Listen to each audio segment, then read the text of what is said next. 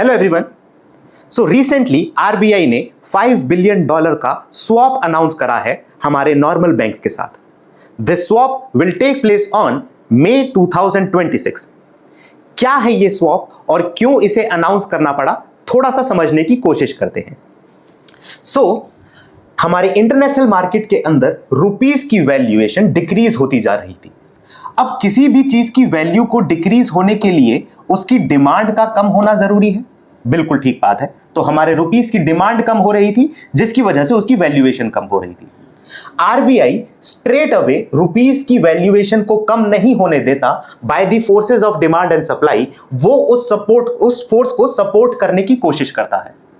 Because of which RBI was constantly selling the dollars to the bank, और वो bank से rupees ले रहा था, विच मीन्स इन अ वे वो बैंक से रुपीस को खरीद रहा था।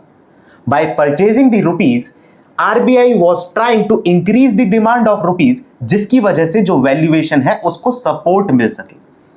बट इस प्रोसेस के कारण बैंक्स के अंदर लिक्विडिटी क्रंचेस आने लग गए, because of which there was lesser money left with the bank, जिसकी वजह से बैंक लेंड नहीं कर पा रहे थे। There was tighter liquidity and potential higher pressure on the interest rate.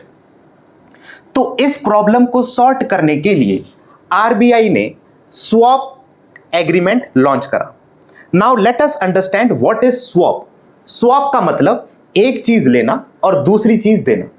तो इस एग्रीमेंट के अंदर RBI will try to take dollars from the bank and provide cash to the banks, जिसकी वजह से हमारे बैंक्स के पास जो लिक्विडिटी प्रॉब्लम थी that will get sort out, और हमारा जो फॉरेक्स रिजर्व डिप्लीट हो रहा था, this forex reserves is going to get filled with the dollars that we will be taking from the banks. But this process is a temporary liquidity injection into the banking system. Sir temporary liquidity injection क्यों है ये? Because this swap will take place for the period of 3 years. After 3 years, RBI will return the dollar to the bank and take the rupees from the banking system.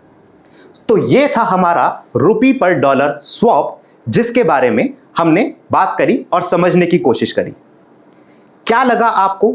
What could be the impact of this swap into the economy? Comment your thought down below and follow for more.